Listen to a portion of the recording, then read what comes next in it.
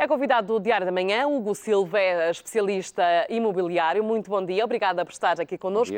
Vimos esta subida da procura 20% a 30% no início do ano. A que é que se deve? Bem, já a procura já se vem a acentuar desde o do último trimestre do ano passado. Efetivamente, neste ano, o que acontece está a haver uma procura bastante grande, um aumento. As pessoas estão a tentar procurar os bons negócios, mas, como referi há pouco, a procura é que está a aumentar. O número de vendas ainda não se está a refletir bem no número de vendas. Há intenção de compra, mas ainda não se passou à ação neste caso. Exatamente, porque a procura normalmente das pessoas, as pessoas estão à procura muito das oportunidades que aparecem no mercado. E neste momento nem tudo é oportunidade, obviamente. Há muito bons negócios e as pessoas acabam por andar à procura daquela oportunidade que às vezes não existe. Eu dou, por exemplo, uma situação que eu estava a ver ontem. Alguém que me pedia, na Avenida de Roma, um apartamento na ordem dos 80 mil euros, que é algo que não existe. Ou seja, é a procura, mas depois não se consegue efetivar a venda. Essa tem sido muita procura, efetivamente. Quem é que anda à procura de casa, nesta altura em que todos falamos de crise? Bem, neste momento, eu posso dizer que a procura divide-se entre dois patamares, ou seja, os investidores, as pessoas que procuram essas tais oportunidades, normalmente numa perspectiva de arrendamento, em que a pessoa compra a muito bom preço, e depois a renda com taxa de rentabilidade, hoje em dia, na ordem dos 8% a 10%. E depois a classe média, aquela classe que conseguiu aguentar a pressão dos últimos 2, 3 anos, que conseguiu fazer as suas poupanças e que guardou algum dinheiro e que agora, face aos preços terem descido bastante, estão a aplicar esse dinheiro na compra, com pequenos financiamentos ou no pagamento da totalidade do valor que a casa custa. Há ainda, embora não em todos os casos, mas há ainda boas oportunidades para se investir em imóveis nesta altura? Sim. Principalmente em que locais? Bem, No centro da cidade ou mais na periferia? No centro da cidade não tanto, porque o centro das cidades e das grandes cidades, a desvalorização não foi tão grande. O que é que aconteceu? Foi mais na periferia, tal e qual como a notícia dizia. Na periferia é que houve uma quebra muito grande. Eu posso referir que houve, por exemplo, uma quebra em certas zonas, imóveis que valiam 100, 120 mil euros e que neste momento estão avaliados ou estão para venda nos 40, 50 mil euros.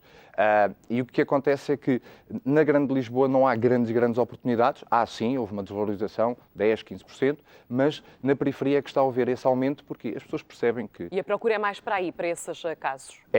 A procura está muito... Claro que no centro de Lisboa também há, só que o tipo de produto em venda não se aplica tanto. Não é tão apetecível. Exatamente.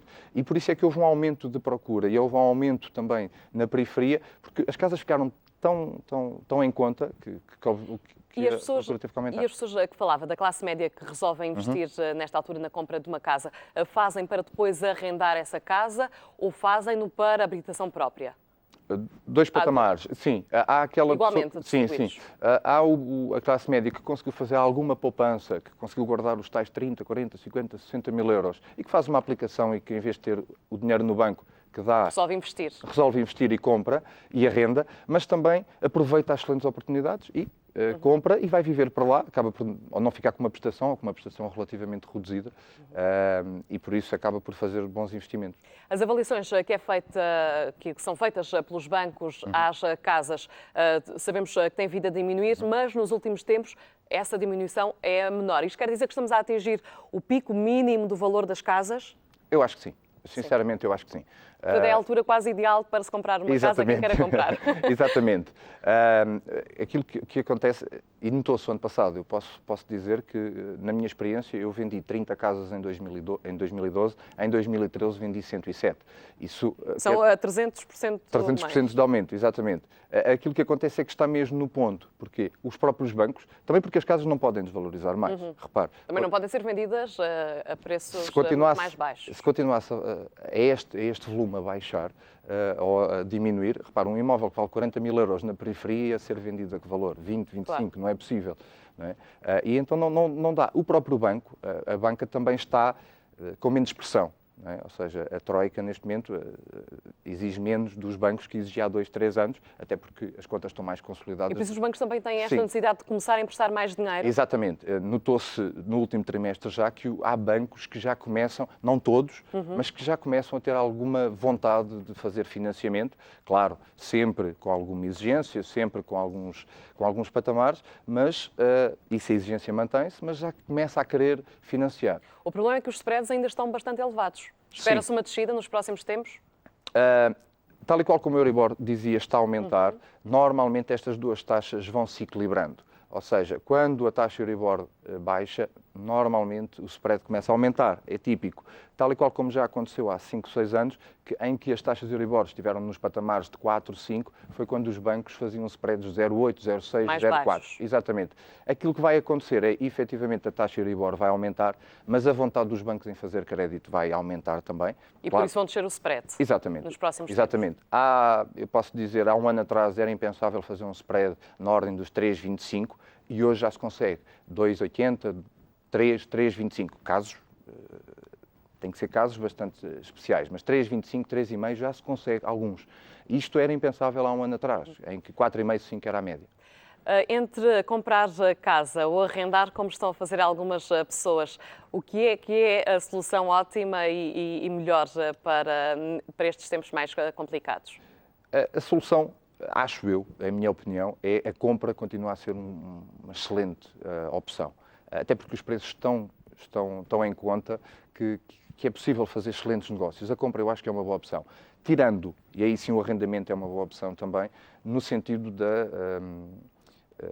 das pessoas que precisam de mobilidade, o caso dos professores, o caso de empresas que estão Ou seja, comprar se a pessoa quiser viver no mesmo sítio durante alguns anos. Exatamente. E depois também existe, obviamente, as pessoas que não têm estabilidade profissional ainda, o caso dos jovens, ou pessoas que estiveram desempregadas e que têm os contratos ainda curtos que não dá para comprar. Nesses casos, o arrendamento é um bom negócio. Mas se comprar, aproveitar estas oportunidades agora? Sem dúvida, sem dúvida. Penso que no próximo ano, 2 anos, será uma ótima altura para comprar e para fazer bons investimentos. Não tudo, mas bons investimentos e bem vistos. E atendendo a todos os custos que implica ter uma casa, ainda compensa depois arrendar essa casa para fazer algum dinheiro?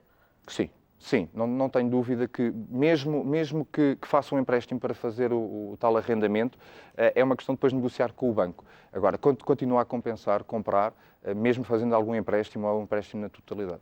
Hugo Silva, muito obrigada por estar aqui no Diário da Manhã. Bom resto de dia para si. Obrigada pelos seus esclarecimentos e também pelo seu otimismo. Ok, obrigado. Obrigada.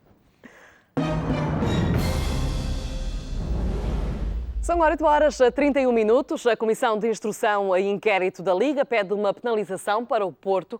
Em causa está o atraso no início do jogo frente ao Marítimo, a contar para a Taça da Liga. O Porto pode ser sujeito a uma pena de derrota, interdição do estádio, ou então pode ter de pagar uma multa. De acordo com a imprensa desportiva de hoje, a proposta da Comissão de Inquérito já foi enviada ao Conselho de Disciplina da Federação para ser analisada.